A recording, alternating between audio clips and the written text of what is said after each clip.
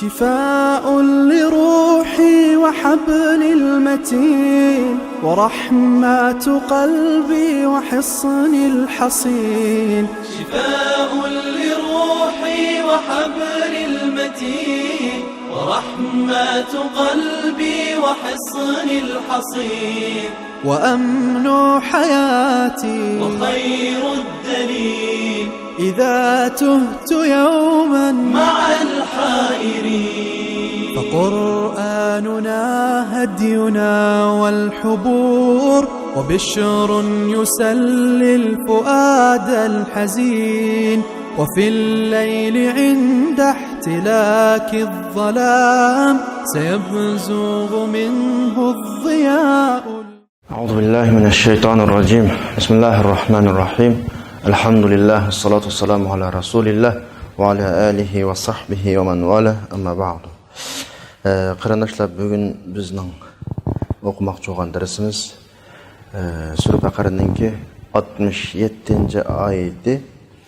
Ya'ni Alloh subhanahu va taolo ilgirki darslarga o'xshashla Banu Isroilga o'tkazgan ig'ir jinoyatlarini davomli eslatib ya bergan ne'matini eslatib, Banu Isroilning qilgan kufronligini, ne'matga qilgan inkorini, noshukirligini eslatsa, yoki Banu Isroilning o'tkazgan ig'ir darajadagi gunohini eslatib ilgirki oyatlarda. Bugungi oyatmi Banu Isroilning o'tkazgan ig'ir bir jinoyati. Ya'ni bu yo'lga, din yo'liga Allohning shariati, Allohning manhaji, Allohning ko'rsatmasiga qarata to'g'ri bo'lmagan pozitsiyani Alloh tanqid qilyapti.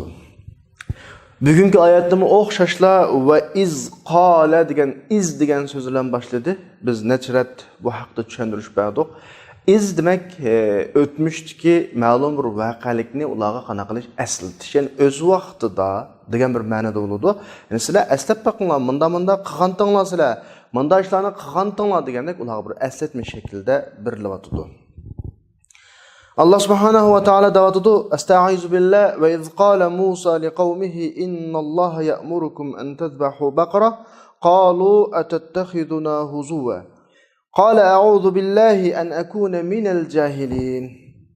Öz vaqtida Musa o'zining qavmidagi kishilarga Allah subhanahu wa ta'ala sizlarni bir kala bo'g'izlashga buyuruydi dedi. Bular dediki, sen bizni masxira qilyapsan.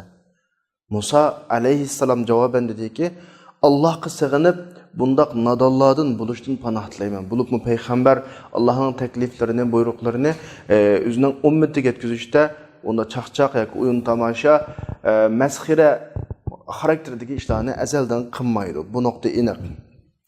Endi hozir bayon qilgan bu mazmunni biz Sura Baqaraninki 5-da Sura Baqaraga Baqara deb ism qo'yilish sababini bayon qilgan bir bayonda buni so'zlab o'tgandik. Nima uchun bu suraga Baqara deb ism qo'yilgan desa, manda ahvol bo'lganda bugungi voqelik dalil shu voqelik shu.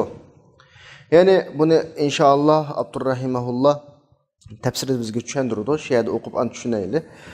Davatudu Abdur, biz ma oyati karimada Sura Baqaraning 5-da bir qitim tegish qilgan. Ya'ni mushu oyatni bir qitim oldimizdan o'tkazgan mushu oyatni biz Sura Baqaraninki ism masalasi. Yani çünkü sura mushu Baqara degan ism bilan atalgan.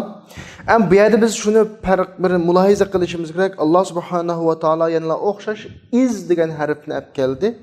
Yani iz demak sizlar aslanglar degan bo'ladi. Va iz qala Musa liqawmi degan shu vaqtda aslanglar dedi. Endi mushu oyatning o'zida gapni pokkuda boshladi. Alloh sizlarni bir kala bo'g'izlashga buyurdi deblan boshladi. Buning sababini bayon qilmadi bu yerda. Ya'ni nima uchun ularni kala bo'g'izlashga buyurganligini demadi bu oyatda. Buni bilish uchun biz cho'qim bu voqelikning oxirigacha oyatlarni o'qishimiz to'g'ri keladi. Sababini bilish uchun hozirgi o'qiyotgan oyatimiz 67-oyat. Biz oyatni o'qib 73-oyatga borganimizda lekin bu kala bo'g'izlashning voqealigi o'tirg'i chiqadi sababi.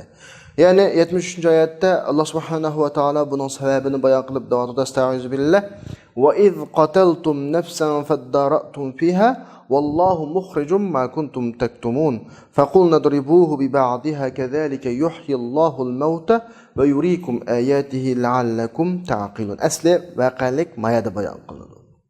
Yani Banu İsrail'da bir adam öldürülgen. Bu nayeti katta bay, iqtisadi zor adamdı. Bunu tuqqanlardan birisi öldürüp bunun mirasıga erishish uchun aldirab qolgan bir ahvol bor.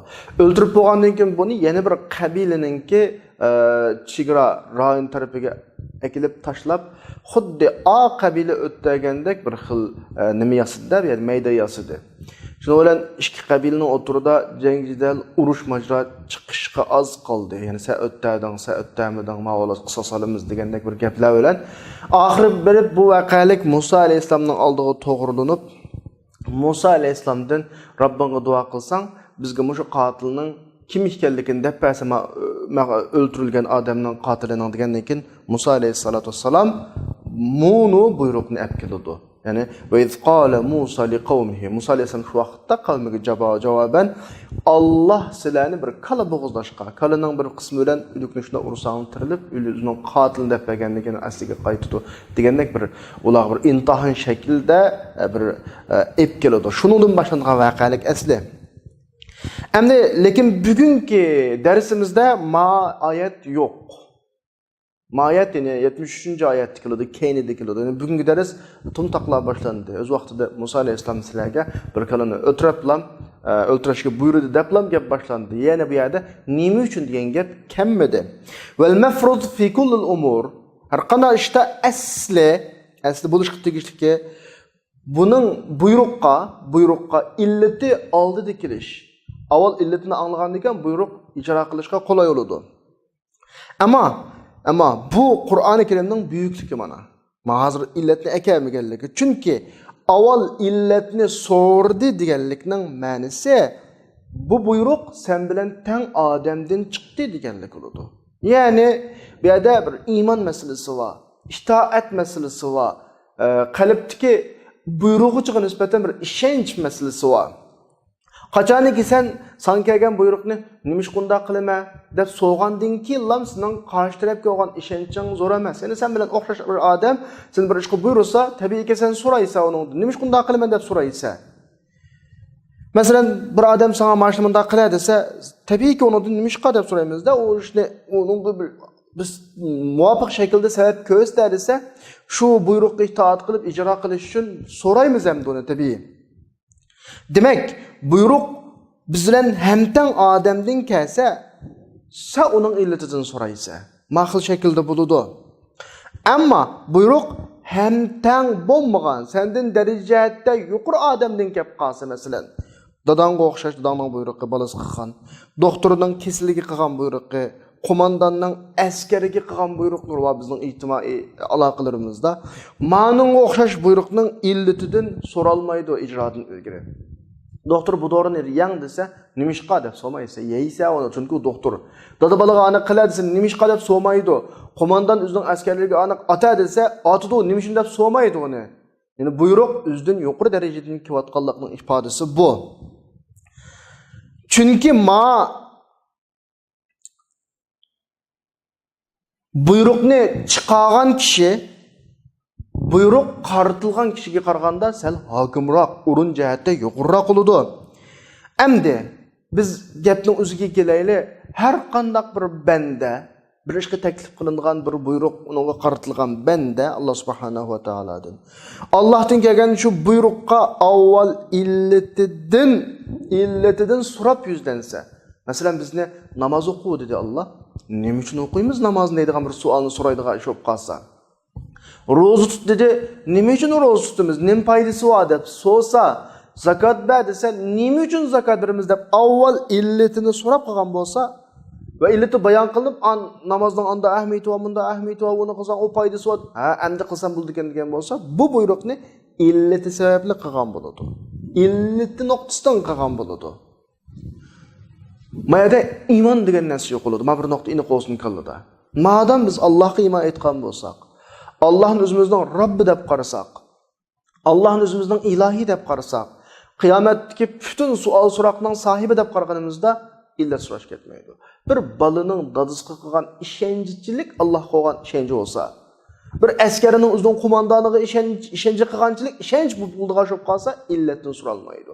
Illatdan so'dimi har ishda bu yerda iymon masalasi yo'q bo'lib, sebep, illet, bu payda, menfaat meselesi oturup düşken buludu. O vaqtda insonning mu'min bo'lishi, g'ayrimu'min bo'lishi barobar. Chunki illat bayon qilinib, uning haqiqiy ahamiyati, uning boshqalarga foyda yetkazadigan tarafi bayon qilingan vaqtda mu'min emas odamlar qilaveradi o ishni. U vaqtdagi buyruqni ijro qilganlik Alloh subhanahu va taoloning savobi bilan bo'lmaydi. Savob bermaydi unga Alloh. Demak, iymon degan mu'minni qanday holatga keladi desa, iymon mu'minni buyruqni Alloh subhanahu va taolodan itoat qilgan shaklda qabul qiladigan bir holatga keladi. Nima uchun degan so'rash yo'q. Allohning buyrug'ini. Uning illatini bilsin, bilmasin, ijro qilaveradi. Chunki bu buyruq Allohdan sodir bo'lgan buyruq bu. Chunki buyruq Allohdan sodir bo'lgan buyruq. Shuningga har qanday iymonga oid har qanday bir buyruq kelib qolsa, bu ijro qilinaveradi. Chunki bu buyruq kimdan sodir bo'ldi? Alloh subhanahu va taoladan sodir bo'ldi.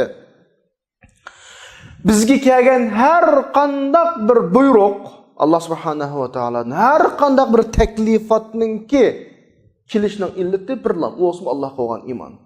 Allohga iymon aytdiqmi, kelgan taklifatlarning hammasi ijro qilinadi. Ro'z tutdi, tutdik, zakot berdi, berdik, namoz o'qidik, mana bu qadar. Shuningdek Allah subhanahu wa taolo har qanday bir buyruqni bizga bermoqchi bo'lsa, avval nima bilan boshlaydi? Ya ayyuhallazina amanu degan so'z bilan boshlaydi. Ya'ni ya ayyuhallazina amanu degani ey Allohni Robb deb, iloh deb, xoliq deb iymon etgan kishi, sen Alloh subhanahu va taolodan ma buyruqni ol, buni qil. Chunki seni buyurgan zotni sen iloh deb, Robb deb iymon etding sen. Iymon etganliging uchun bu buyruqni qil degan uqunma. Ya ayyuhallazina amanu degandan keyin kelgan buyruqlarning hammasi bu xil ma'noda bo'ladi. Endi bu nuqta bizning kallamizda ma'lum aydınlaşgan bo'lsa, biz o'zimizning oyatiga kelsak, biz shu haqda ketayotgan oyatda Alloh subhanahu va taolo dal bizga buni bayon qilmoqchi edi. Banu Isroilning qissasi orqali bizga kelgan buyruqni shaksiz qabul qilish bilan uning illat sabablarini qana qilish, bayon qilish, so'rash yoki illat sababi bilan andaki uni qabul qilish masalasini bizga bayon qilmoqchi. Bu ikkisining iymonning ne qadar ekanligini ifodalab turadiganligini. Yani bu yerda Alloh subhanahu va taolodan kala bo'g'izlashga bir buyruq keldi avval. Agar Banu Isroil biz bayatni tushundirgandek Banu Isroilning iymoni bularni darru kalani bo'g'izlatadigan bo'lsa, buni darhol kalani bo'g'izlagan bo'lsa, masala hal bo'ldi. Ama onda qilmadi. Allah bizga müşahede şunu bayan qilish uchun 67. oyatda kala bo'g'izlash buyruqini ham keltirdi. Ondan keyin 73. oyatda musha qissani bizga rivoyat qilib bergan 73. oyatlarda illatini keltirdi. Yani bu yerda biz bir nuqtani ishorat qilmoqchi Allah. Buyruq kelgan ham ijro qilish kerak. Illatini surishda qilmasdan. Chunki o buyruq bizdek odamdan kelmadi, u Allohdan keldi o buyruq. Mesela sen Allah subhanahu wa taolaga ibodat qilayotgan vaqtingda, Allohga haqiqiy ibodat qilma, itoat qilma, ibodat qilma desang, yani sening qiladigan barliq ishing nima bo'lsa, Allohga itoat qilish. Sen illatni bilsang-du, bilmasang-du. Mesela namoz o'qiysa, chunki Alloh subhanahu wa taolo seni namoz o'qishga buyurdi. Agar namozni sen bir tantarbiya yoki atgan sahar uyg'onishning vositasi yoki bo'lmasa bo'g'imlarni yumshatishga keraklik harakat degan sifat bilan namoz o'qisang, sening namozing savobsiz, ajrsiz bo'ladi. Sen chunki boshqa maqsad uchun qilding uni. Agar haqiqiy tantarbiya qilib unda mashq qilmoqchi bo'lsang, klublarga borsang bo'ladi. Shu yerdagi mashqavlarni bir sizini chaniq turib qo'ydi. Bunda o'g'anda andan keyin tantarbiya o'z qoidasi bo'yicha bo'ladi. Bu namoz degan tantarbiya emas, u namoz degan namoz, ibodat u.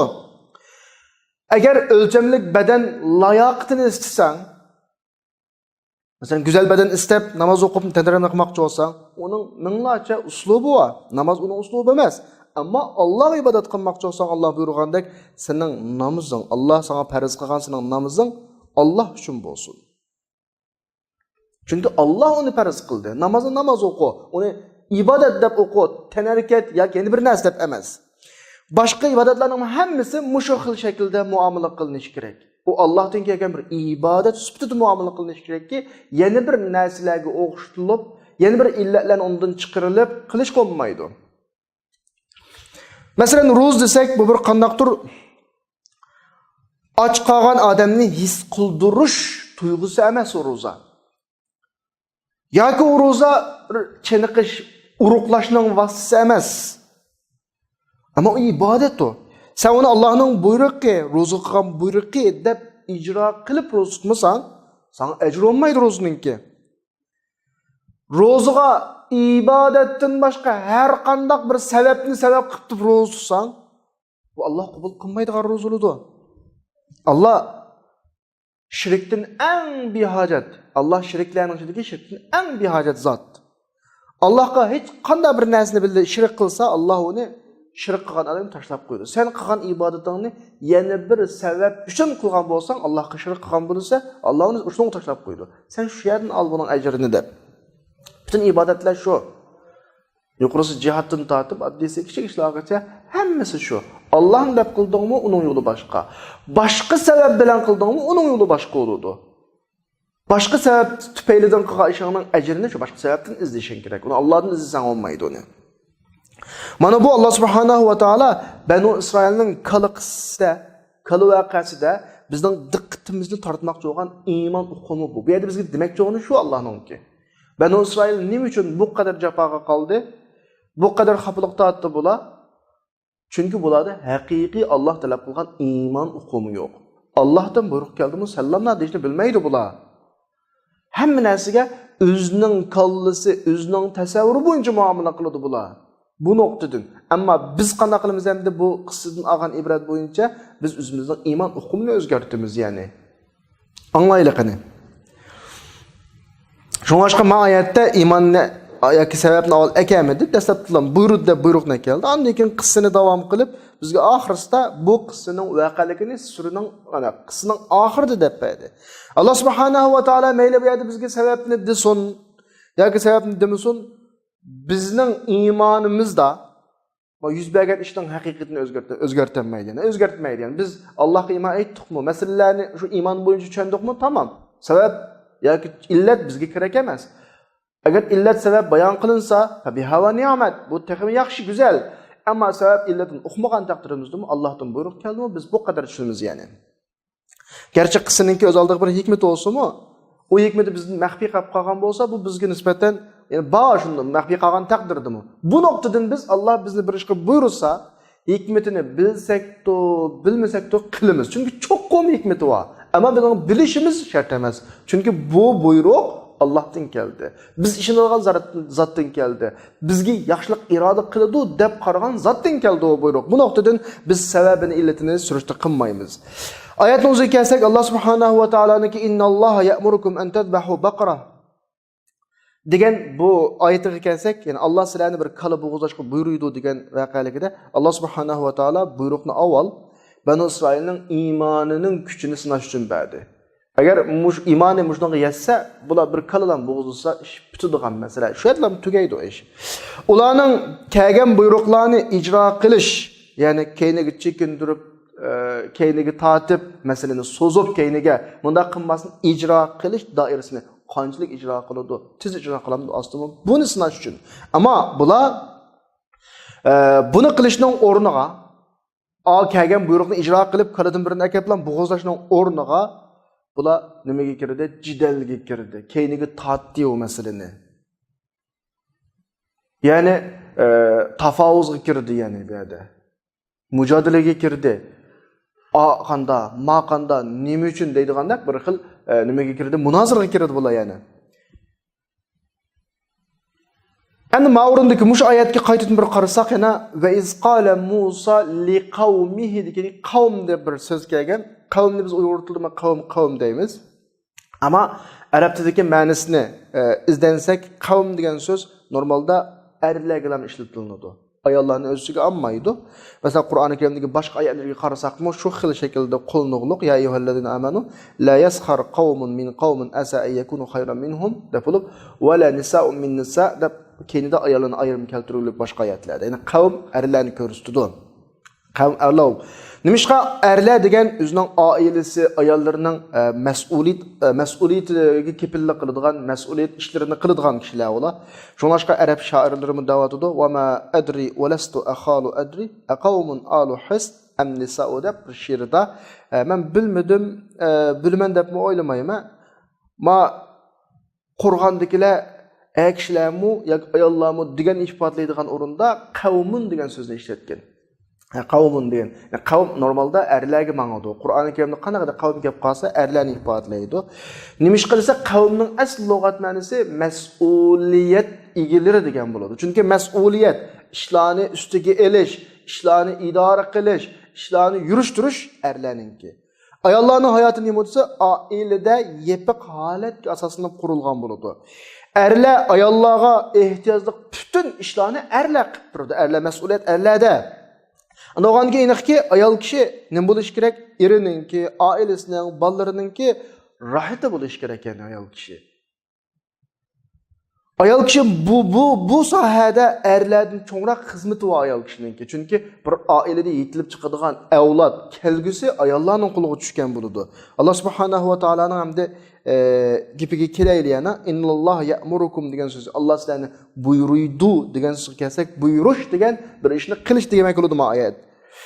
Hamda buyurulg'uchidan ustun bo'lsa mana bir ishni qilishni buyruq kelgan vaqtda ma odamni qil desa, ma qil deguncha martabadan ustun bo'lsa, buni biz arab tilida amr deb, ya'ni buyruq deb ataymiz. Ikkisi tap-tang bo'lib qolsa, iltimos deb ataymiz buni. Agar tuvandan ustiga chiqqan bo'lsa, arab tilidagi buyruq ifodalari tuvandan ustiga chiqqan bo'lsa, buni biz umid yoki duo deymiz. Shunlashqa bizlarga Zakariya alayhisolamning tilidan kelgan bir duoga qarab o'tsak, hunalika da'a Zakariya robbahu qala robbi habli min ladunka degan hab deb buyruq ishlatildi. Yani Zakariya alayhisolam Robbiga duo qilib, ey Alloh, menga bir yaxshi avlod basla degan bir buyruq tilni ishlatdi. Bu buyruq til tuvandan yuqoriga vaqtda duo bo'ladi. Tabiiyki bu oyatdagi buyruq Zakariya alayhisolamdan buyruqmi? Tabiiyki yo'q. Zakariya alayhisolamdan kelgan bir duo bu. Duo degan nima o'zi tuvan tarafdan yuqori tarafga kelgan nima umidni ko'rsatadi. Tamam. Bu masala bu qadar tushunilgan bo'lsa, o'zimizning gapiga kelaylik. Alloh subhanahu va taolaninki Allohu innalloha ya'murukum. Alloh sizlarni buyuruydi dedi-da. Endi agar bir inson aqalli bir narsani tushunadigan bir inson bir kala bo'g'izlash bundan talab qilinsa, bir aqalli aqli va normal bir aqli joyida ishlaydigan bir odamdan kaladan birini bo'g'izlang masala hal bo'ldi desa, bu gap bu qadar izohga ehtiyojliqmi yana? Masalan, mening bir egri masalamdan birisi chiqdi. Mening masalamni hal qildiganlar kelib, "Amsiz siz bir kaladan birini bo'g'izlasangiz, ma ish tugaydigan bo'ldi" desa, men qanchalik tushunaman o'sha masalani? Tushunamanki, kaladan birini bo'g'izlam tugaydi ekan deb bo'ldi endi bu masala. İzahatga ehtiyojli emas bu kaladan birini bo'g'izlash. Masalan, men bir ish qilarimni hal qilolmay qolib qolsam, amisi sizning ishlaringizni hal qilib turadigan odamlar keldi, ata qo'ydim birini bo'g'izlab buni mehmon qildi desa, men nima deb tushunaman? Shuni deb tushunaman buni. Nihoyat oddiy bir tushunch bu. Men so'maymanki qanday qo'y. Qo'chqormi yoki sog'liqmi? Uruqmi, simizmi, igizmi, pakami, oq qo'ymi, qora qo'ymi deb so'mayman tabii. So'rash hojasiz, chunki bir qo'y olsa qanday qo'y olsa bo'laveradi. Lekin ma insonlar, Banu Isroil bu qadar johilki, bu qadar bular bir xil inatliq voqe bularda, bu qadar qarshilik voqe masalalarni davomli murakkablashtirish, chigish, rad qilish pozitsiyasi bularning xarakteriga singib ketgan bo'lg'achqa bir kala o'ltiringlar desa, nima deyotdi bular endi? Uzluksiz buni ko'chlayotdi. Normalda bu kala o'ltirishga buyruq degandan keyin gap tugaydi bu bir izohlashga ehtiyojli emasdi bu. Endi bular bir kaladan birini o'tgan bo'lsa, hech qanday jafo tatmasdan hamma ish tugagan bo'ladi. Chunki Alloh ulardan bu talabni kala bo'g'izlashni buyurgan ekan, bularning ustiga tushgan ish bir kala bo'g'izlasa ijro qilsa bo'ladi bu masala. Lekin bularning bu qadar do'tligiga qarab boqqanda, hatto savol so'rashdim hatto. Bular mushu kelgan buyruqni amaldan qoldirish uchun bir ishlarni qilmoqchi. Uni deb, buni deb masalani bekor qilmoqchi.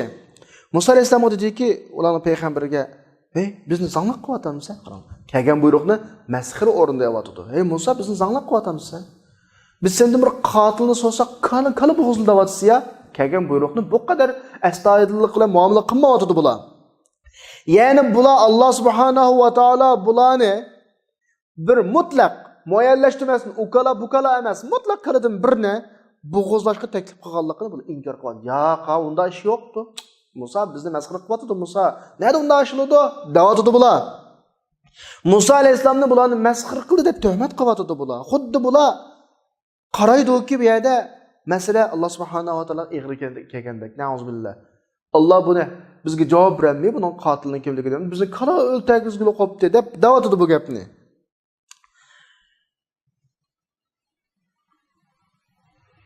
Yani bular davatdi-ki bu kalı bo'g'izlashlarlar ma'lum bo'lmaydi masal deb bunda qaratdi bular.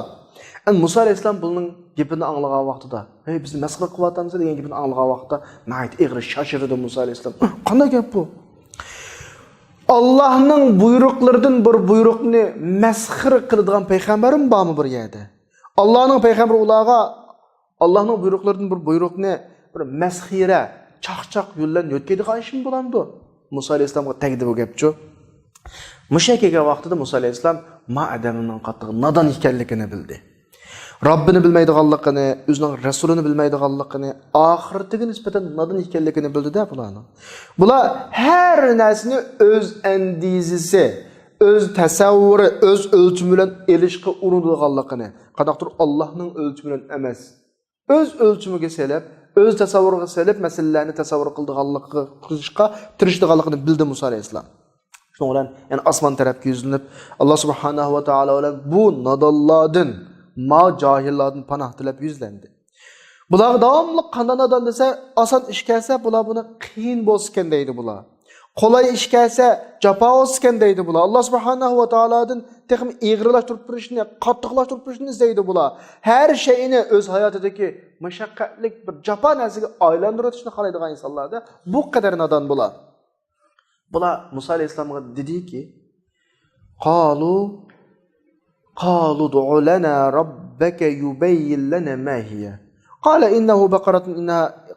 innahu yaqulu innaha baqaratun la faridun wa la bikrun awanun bayna zalika faf'alu ma tu'marun. Bular dediki, men ishlarga iboratiga qaranglar. Robbingga biz uchun duo qilginki, bu nima kala bu? Men savolga qaranglar deb nayt bir xil mujmal so'z. Nima kala bu deydi. Musa alayhissalom dediki, bu bir kaliki, qiyirmi emas, yoshmi emas, o'tir halqalar. Buyurilganni qilinglar sizlar. Nim deb aytishsizlar bu yerda deb ma'qul buyruqni keldi oxirsida. Ya'ni bularning savoli, bularning iymon darajasining kamligini bizga bayon qilib beradigan savol. Nimishqa savolning shakliga qarasanglar bir nuqtani diqqatingizni chekadi. Bular, "Ey Musa, biz uchun Robbimizga duo qilib demay?" Ne deydi bular? Rabbingga duo qil deb, Rabbni Musa alayhissalom bilan bog'laydi. Xuddi u Musaning ham Robbida ekandi. Banu Isroilning gapidagi bu xil uslub necha rat takrorlangan. Boshqa adam deb salgan bu gapni bular. Qur'oni Karim hikoya qiladi-ku bular. Bir sura Maidaning 24-oyatda jangga chaqirish masalasiga kelgan vaqtida nima dedi Banu Isroil Musa alayhissalomga? "İzhab anta va robbuka faqat la sen bilan Robbing berib urushib kelinglar" deydi. Bu odamning iymoniningki, Alloh qo'ygan hurmati, ehtirominingki naqadar ekanligini bildirib beradi bu ahvol. Buning adabsizlik ifodasi mavzu.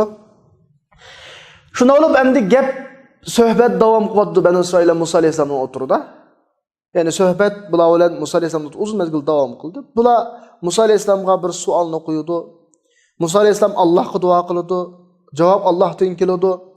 Bular bu buyruqni ijro qilish, masalani tugutishning o'rniga yana bir savol qo'ydi. Musa alayhissalom Robbiga duo qildi, javob keldi. Javobni ulardan o'z o'rni olmagan yana bir savolga olib bir javob kelsa, yana bir savol qo'ydi bular. Eng oxirida bularga Alloh subhanahu va taolo munoziraning sabablarini kesdi. Gapni tugatdi. Alloh oxirsida yana bularga kalininki bütün sifatlarini nayt aniq qilib, faqat bir lam kalada tepiladigan bir sifatini berdi bularga. Oxiri buni izlab bütün dunyodagi shuncha ko'p kalilning orasidan bir kalil izlaydigan bo'ldi bular. Demak, bu yerdagi qarasak, xuddi bular o'ziga eg'irlik qilib, o'zining masalasini eg'irlatib, Allohmi bularga qanaq qo'ygandek, eg'irlatib qo'ygandeklar bir hodisa. Endi biz Banu Isroilning savoliga kelaylik. Alloh subhanahu va taolo deydi, bular dediki, Robbingga duo qilgan qanday qilov deydimdi. Qanday qilov degan gap. Mahiya nima qilov deydimdi. Kalining nimasi bo'lamdi bir yerda. Hech qanday ma'nosi yo'q, o'z o'rnig'im tushmagan bir savol endi. Kala o'ltiringlar deb sizlarga buyurdi desa, nima qilov deydimdi Mavla. Chunki Alloh subhanahu va taolo bularga bir kala degan. Ya bir hayvon demagan mutlaq, bir hayvon degan bo'lsa, nima hayvon deb so'rasa bo'ldi. Kala degan kalaning nimasi bo'lamdi endi. Asli bu sualning o'rni emas. Ammo yana shunda bo'lsa Alloh subhanahu va taolo ularga javob berib bunday aytdi: "Innaha baqaratu." Bu bir kaliki la faridu va la bikrun. Qerima emas, kichik yoshmi emas, mo'zaymi emas. O'tir halqala deyapti. Endi mayda azroq til tadqiqotiga kiraylik. Faridun degan asl lug'atda kengri, cho'ng degan gap. Ya'ni la faridun maqsad qirqal emas demakchi. Faridning ma'nosi shu qirqalan deb ko'rsatdi. La faridun bo'lgandan keyin qirqal emas. Ammo bu kalulan bu farid deganning kengri deganning aloqasi nima desa, kala nayt ko'p hamil bo'g'azlashqa duch keladi. Ya'ni qayta bo'g'az bo'ladi. Bu asosan bu sut uchun yoki mo'zay uchun. Ko'p qatim bu bo'g'az bo'lishga duch kelgan bo'g'achqa buningdagi sut bunda deymiz endi buning sutdan ya'ni sut xaltisi cho'ngib ketdi. Yani ondan başka kuskumu her qatimliq hamile bilan texmo yo'g'onaydi. Na qarapaqimiz kalaning qusqi keng cho'ng olsa bu qirqal ekan ko'p tug'ibdi deymiz. Bu unda vaqtda bu kalani farid deb ataydi arab tilida. Ya'ni bu yerdagi la faridundagi farid asli yo'g'onab ketgan, bunda qirib ketgan kala degan ma'noda oyatda davotdiki bundan qirqal emas deyotdi. Endi wala bikrundagi bikr deganning bir qancha xil ma'nosi bor. Bir ma'nosi erkek kala çakılmagan kala degan bo'ladi. Yana bir ma'nosi faqat bir qitimlam to'qqan kala degan bo'ladi. Yoki bir necha qitim to'qqan kala olsun bo'ladi. Lekin har holda bu xil to'qqan alomat bu kalada oshkor bo'lmagan yeshi kichik. Manda kalalarni bikrun deydi. Ya'ni biz ham o'zimiz tushunadigan shaklda desak, Musa alayhisalom bularga bergan javobda qanday kala deganga la faridu va la bikrun. Qerimu emas, kichik mu emas, o'tir halqala. Mushu bu tushunch bizga to'g'ri tushunch. Ya'ni avanun bayna zalik degani yuqorqi sifatlarning o'ttirsidagi kala. Ahil shaklda qerib ketgan emas, ma'qul shakldagi kichik emas, o'tir halqala deyapti. Alloh subhanahu va taolo bularni ayyiblab deyapti. Ya'ni qattiq degib bularga fa'alu ma tu'marun. Nim deb ko'tillaysiz sizlar. Buyurilganni qilinglar sizlar deyapti oxirisida. Ma buyruq asli yetarlikdi. Dapir bo'lib gapni buyurilganni qilinglar sizlar deyapti. Buni bilan asli bular ishga kirishib ketsa bo'ldi. Ya'ni yetti sizlarga bu xil munozara, bu xil jidal yetti. Allohning buyrug'ini ijro qilib, qilib o'g'izinglar. Ammo bu gap bular endi jim tumidi. Ya'ni bular suhbatni davom qilmoqchi. Savolning siyg'asini o'zgartdi. Ya'ni savol paydo qildi bular. Deyapti-ki, qalu du'a lana robbaka yubayyin lana ma lawnuha. Bular deydi-ki, Robbingga duo qilgin, bizga bayon qilib bersin, rangi qanday ekan dedi. Musa alayhisalom deydi, Alloh subhanahu va taolo deydi-ki, bu bir sap-sariq, ya'ni qiniq sariq, faqi'un degan qiniq, qattiq, sho'x demakchi. Tasurrun nazirin qaragan odamni xursand qiladigan, odam qarablan bir xil ichidan bu kalaga omra qo'yib qoladigan shakldagi kala deyapti. Ya'ni bular yana bir savol izdiki, u savol bo'lsa-mu rengi nima o'kalaning deydi. Xuddi Alloh subhanahu va taolo bularga yosh haqida so'zlab bergan vaqtda bular endi so'raydiganga bir eshikni ochdi bular. Ha, yeshin deb berdim. Rangini so'rayli deb. Rangi nima deb so'radi-da. Halbuki Alloh subhanahu va taolo oldingi oyatning oxirisi bular deganki, fa'alu ma tu'marun. Sizlar buyurilgan ishni qilinglar degandan keyin masala kesilgan asli. Qilsa bo'ladi shuni. Ammo ular qilmadi. Rangi nima deb so'radi ular. Allah bularga javoban dediki, bu sap-sariq kala. Bilasizlar, sariqlik ranglarning bir rang. Sariq deb bo'lgandan keyin yana Alloh keyiniga faqi'ul lawnuha deb bir gapni qo'shib qo'ydi. Chunki sariq deganning doirasi ko'p. Sus sariq, qiniq sariq, to'q sariq, uchuq sariq degandek nurg'un sariqlar bo'ladi-da. Rang masalasi sal ashtaraq masalalar. Sariq degan bir keng doira. Alloh buni texmi muayyanlashtirib faqi'ul lawnuha degani rangi intayin uchuq demakchi yani. Yani sariqlikqa qattiq to'q sariq demakchi-da. Dapilib tasurrun nazirin. Yani mo'zayga qaragan odamga uning noyatliqi, sho'xliq, pokizlik, ko'rinishining go'zal, kalaning mo'zayining jismining noyatli mas kelganligi tufaylidan qaragan odam qattiq xushal bo'ladi, xursand bo'ladi.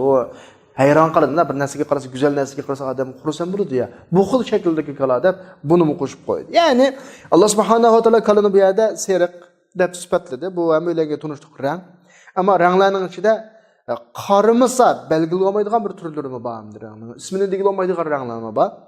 Chunki Seriq dedim go baya. Seriq degan rangmi anda bir seriq deb muayyan bir rangni ko'rsatilmaydi. Bu seriqninki sustun tortib qiniq yerlargacha nurg'un seriqlar bordi. Şoňlaşqa ranglardagi tuyg'ular, masalan, ranglardagi bilinadigan narsa cho'qim onu aldı bilen bilish kerak. Rangni muayyanlashtirish uchun aldı bilen rangni bilish kerak. Ondan keyin bir odam istagan rangni akilalaydi. Onda eg'iz bilan manda shaklda digilolmaydi. Masalan, bir odamga rangni tasvirlamoqchi bo'lsak, manda ranglik digilolmaydi. Muayyan shaklda. To'g'ri biz oq deyalaymiz, qora deyalaymiz, ko'k deyalaymiz, yashil, sariq deyalaymiz, ammo bu bir keng ruhum kökning nurg'un kökturi va sus kök, qora kök, qiniq kök degandek. Sariqning nurg'un sariq va bayatni dedim uni. Buning muayyan shaklda bir narsani boshqalarga deyish uchun rangni ifodalab, iniq oshni ko'rgan, bo'lsa qo'lda tutib olib, mahil shakldagi deyish kerak masalan. Masalan, sariqlam deb qo'ymaymiz, chunki sariq degan bir og'iz gap bilan biz uni muayyanlashtira olmaymiz. Chunki sariq rangning cheksiz bir darajalari bo'ldi, yuqori tuvan degandek. Masalan, rangni almashtirish, rangni aralashtirish orqali ranglarning darajasidan cheksiz bir rang turlarini biladi masalan. Rangni aralashtirsak nurg'un rang paydo bo'ladi. U rang shu sohada kasbiy kishilardan so'rab baqsaq bo'ladi. Odatda rangning aslisi 3 xil rang bo'ladi deydi. 3 xil rangni aralashtirishdan 256 xilga yaqin ranglarni barliq keltirgan deydi. Biz bu jihatda kasbiy adamlar olmag'achqa biz shu anglag'imizni deymiz bu sohada. Balkim shundoq deya undaq emasdi. Har holda rangning ichidan muayyanlashtirilmaydigan bir turlari bo'ladi. Shunga bunda o'ylarni sirlaydigan, o'ylarni sirchilik qiladiganlar, sirchilik bilan shug'ullanadiganlar bütün bir o'yni bir rang bilan o'xshash shaklda sirlash uchun cho'qim dastlabda birinchi qatim bütün rangni eshib qolsa mayli u rang yetib eshqidek darajada bir qatim aralashtirib olib sırlasa sırlayalaydı. Eğer şunda öyünün ma'lum bir qismiga yetmey qolib qolsa, ikkinchi qatim tangshigan rang oldingi qatimdagidek chiqmaydi. Mumkin emas. Buni chiqarolmaydi. Şu öy sırlamoqchi bo'lganlar ma'lum rangda mushu öyga yetib eshidu deb ko'proq, balkim bir hassa eshi mumkin. Eshib qolsa mayliki, tukvatsak mayliki deb ko'p tangshaydi. Nimishqa kemlab qolgandan keyin ikkinchi qatim tangshisa, avval qatimdek tangshamaydi rang masalasida. Mushta lekin bütün öy rangning bir xil darajada chiqadi öy. Agar öyning hammasini shu rang bilan sirlab biringda talab qilsangiz, masalan, har kunisi bir eg'iz öyni sirlab birsiz, 5 eg'iz öy bu, bütün öyde o'xshash rang chiqsin, bugun ma'ni, atiman, o'g'in ma'nisiz qilinmaydi uni. Cho'qim hammani proqlam qilmasa qilinmaydi. Demek ki bu yerdeki ayetteki seriq desek, kalının seriqi dese zihnimizge rangini gibini qilib ketdik. Dalashadagi ayetteki kalını seriq deb sifatladi ya. Kala seriq kala deb anglagandan keyin ham kalimimiz seriq rang keldi demdi. Keynidagi faqi'un degan so'z kelsa, uning rangi qattiq to'q degan shaklda kelsa, ranglarning ichidagi o'sha seriq rang olsun, ranglarning ichidagi har qanday bir rangning, masalan, seriq olsun, qizil olsun, qora olsun, munosib biz izlayotgan, biz davatgan rang inchkiligini bizga beradigan bir darajasi bo'ladi. Seriq desak, bütün seriq ranglarning hammasi kalimimizga kelsa, faqi'un desak, uning ma'lum darajada muayyanlashadi. Qiniq seriq, to'q seriq degandan keyin ko'z oldimizga boshqa xil seriq ranglar yo'qaydi. Faqi'un degani qattiq to'q seriq degan bo'ladi. Endi men o'ylayman deydi Abdur, bu masala oydin masalab ketdi. Allah bunu nait iniq qilib sifatlab bo'ldi. Bu bir kal ekan, rangi seriq ekan, seriq olmasa to'q seriq ekan, qaragan odamni qattiq xursandlik qilib xushal qildi ekan. Tabiiyki, aslida qilish tegishli bo'lgan ish Banu Isroil bu qadar sifatlan kupaylansa bo'ladi asli. Lekin yana bir qatim savol so'rashga o'tdi bular. Yana savol so'radi qayta. Bu deydiki, qalu du'lana robbak, Robbingga duo qilgin. Bizga bu kalaning qanday qilish kerakligini aytasiz. Yaman erishib ketdi bu kala bizga. Innal baqara tashabaha alayna va inna inshaalloh la muhtadun. Biz Xudoyimiz topimiz buni deydi bular. Banu Isroilga yuqorida deyilgan shuncha sifatlar, shuncha gaplar turuqlig'in, noiti kala haqida ro'shan shaklda ro'shan gaplar bor turuqlig'in. Uning yeshi, shakli, rangi, manzarasi mushunda iniq ro'shan tariqada bularga deyilgan turuqlig'in. Allah subhanahu va taolo bularni bir adablashni istedi. Bularni yana qiliga qaraydigan qilmayman. Qarab baqdi bular deyilgan qiliga qarab baqdi bular. Birisi deydi, "Yo'q, bu kala makal ekan" deydi. Yana birisi deydi, "Yo'q, bu kala akal ekan" deydi. Ashta qilib o'zaro bular talishib qoldi. Yana birisi deydi, "Yo, bu kala degan planetadagi kala bu" deydi. Ashta qilib yana oxirsida talishib yuqorqi sifatlar bilan bu kalani muayyanlashtirolmay bular Musa alayhisolamdan qaytib keldi. Yani Musa alayhisolamdan bular so'raydiki, Musa alayhisolam Robbiga qaytib bularga bu kalani texim bir bayon qilib bergan bo'lsin, chunki kala bularga elishib qoldi, mujmal bo'lib qoldi bu kala deb keldi yana. Musha kelgan vaqtida bular unutib qolgan Allohni aslanmishagan vaqt yana Allohning buyrug'ini ijro qilmagan bular dastlabda kala bo'g'iz oldigan vaqtda ijro qilmagan Allohni eslab qaytib keldi yana. Allah bular deganki ebeshda if'alu ma tu'marun deganki buni aslisi bo'lib tursa, buni unutib qolgan bu. Yana keldi bular. Yani bular Allah subhanahu va taolaning o'zini bir yo'lga boshlab qo'yishni talab qildi. Bular bu yerda gangirdi, azdi bular, nishqa o'zlarining jidal xo'liq qarshilik qilish psixikasi tufaylidan. Yani Allah subhanahu va taoladan javob keldi, dediki: "Qala innahu yaqulu innaha baqaratun la zalulun tusiru al-arda wa la tasqi al-harth musallamatun la shiyata fiha qalu al-ana ji'ta bil haqq fadabahuha wa ma kanu yaf'alun." Musa alayhisolam dediki, Allah deydi, bu kala şuna bir kaliki la zalulun tusiru al-ard, köndürülmegen. Yani ya haydash uchun köndürülmegen. Yoki ziraatlarni sug'urish uchun köndürülmegen. Ya haydalmagan, ziraat kim sug'urilmagan. Musallamatun har qanday ayib nuqsondan xoli, la shiyata fiha. Hech qanday belga boshqa bir narsa yo'q bir kala bu. Deb bu qadar sifatladi. Shundan bular bu kalani topdi, dediki, "Al-an ji'ta bil haqq." Mana endi haqiqiy gapni qildi. Xuddi burungi gaplarning hammasi haq emasligidek. Burungi gaplar yolg'ondagidek. Ya chin emasligidek. Endi deb davdi, "Al-an ji'ta bil haqq." Bu bir bularning psixikasi bir masala.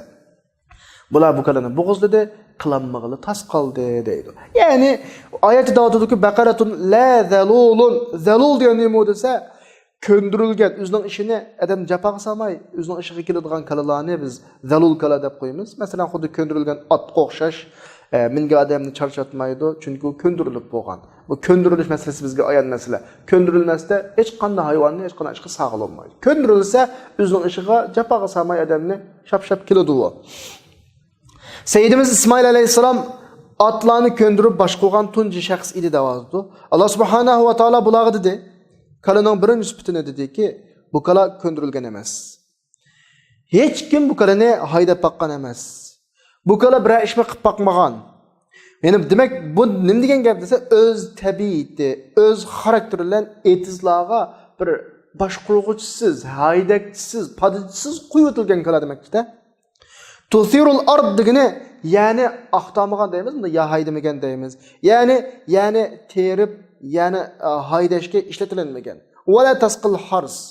Yani etizni sug'amagan degani, yani bu kala ziraatlarni sug'urish uchun sug'uradigan kalalar ishlatiladigan o'rinda qanday qilinmagan, ishlatilmagan. Burunalaqi orqali yoki boshqa yo'llar bilan suv apaqlamaydigan yerlarga kala tugilarga suvni atib apirib sug'uradigan gap-ku. Musallamatun la shiyata fiha. Musallama degani hech qanday ayib nuqsondan xoli, quluqimi teshilmagan. La shiyata fiha, onda hech qanday bir boshqa kalalar, kishilar uni boshqa kalalardan ayiradigan bir alomatmi yo'q. Hech nima yo'q demakchi-da. Ya uning putmaymoq emas. Yani o har qanday bir to'kurmaymoqlikdan asli o'zining shu to'q bo'lgan sariq rangidan boshqa har qanday bir rangdan xoli degan bo'ladi. La shiyata degan lug'at ma'noda hech narsa yo'q degan gap. O'zing burun deyilgandan boshqa hech qanday bir boshqa ayrıladigan alomat yo'q demakchi.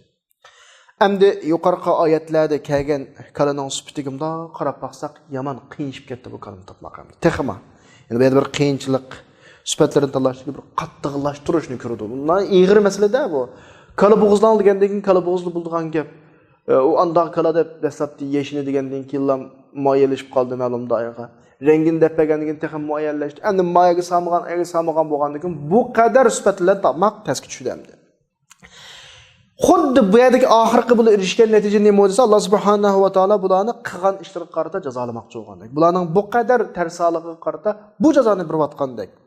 Banu Isroil faqat bir lamkada topdi. Yuqorqi sifatlar tushadigan kaladan birini ham topdi. Bu dediki, ha, endi rost gap qilding deyotdi. Xuddi Musa alayhisalom bundan ilgari degan gaplar haq doirasining sirtidagidek. Bu bir adabsizlikda bu.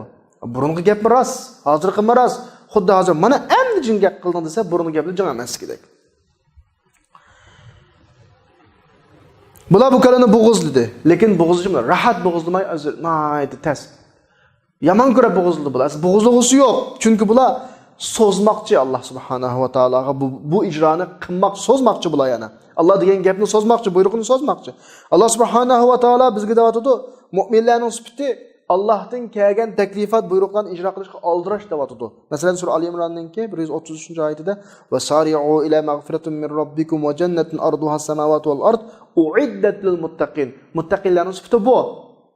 Allohdan kelgan buyruqlarni tez ijro qilish. Ammo Banu Isroilning sifati davomli masalalarni keniga tortish, qilmaslikqa bahona izlash. Mu'minlardan taklifatlarni ijro qilishdiki bu qadar tezlik, bu qadar hirsmanlik bularning taklifatga oshiq ekanligining daliliki mu'minlar jannatga oshiq. Chunki Allohning buyrug'i demak jannat demak. Chunki sen yaxshi ko'radigan kishi sendan talab qilgan narsani qilishni oldiraysan.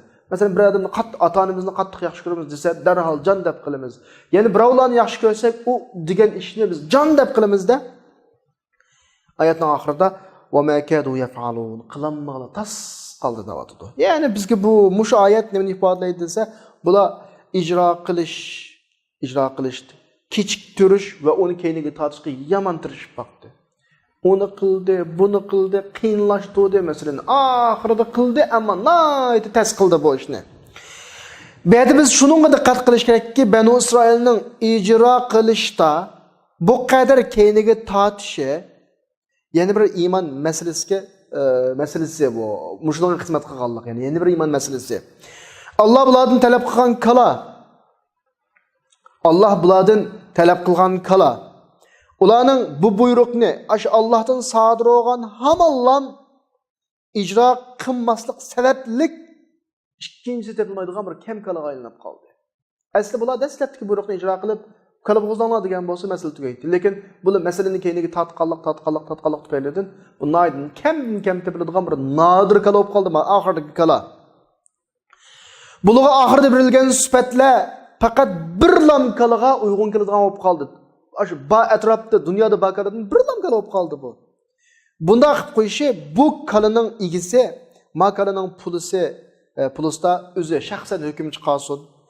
Eng yuqori bahoda sotsin deb mavluga qiyinlashish masalasi bu. Qiyinlashdi bularga. Bular mushning hammani o'zi keltirib chiqadi. Bu yerdagi bir hikoya, bunday hikoya bu kal masalasining hikoyasi. Banu Isroil naytda solih bir odam bo'lib, rizq talab qilishda halolni izlaydi bu odam. Gap so'zda Alloh qo'ygan haqiqiy iymonda sodiqlikni, rostchilikni izlaydi bu odam. Bu odamga o'lim hozir bo'lgan vaqtida bu odamning faqat bir lam kalisi bo'tdi, ayoli va o'g'li bo'tdi bu odamning, kichik o'g'li. Nima ish qildi? Bu bir kaladan boshqa narsa yo'q. Alloh subhanahu va taologa yo'znib dediki, Alloh sana mushu kalamni balam uchun omonat qo'yman dedi. Undan keyin buni o'tloqqa qo'yib etdi. Kalaga qarta hech kimni ega qilmadi, hech kimga topilmadi u kalani, mo'zayni, lekin Alloh qilam omonat qo'ydi. Bu kalani Allohningki har shayga amin bo'lgan quliga omonat qo'ydi. Undan keyin ayoliga dediki, "Men bu kalamdan boshqa bir narsam yo'q.